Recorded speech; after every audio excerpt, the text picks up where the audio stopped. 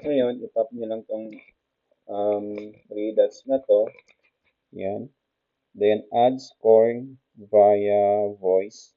So, yan. Nakikita nyo yung icons ng microphone. So, itap nyo lang yan. Then, state nyo lang yung mga score ng mga students. So, for example, so Jailani is 20, Nasi got 31, Rebolios is 23, and Sabarani 49. So, yan. Then, process recording. Okay, so yan. Automatic na si TeleApp ang mag-generate ng score ng students. So, yan.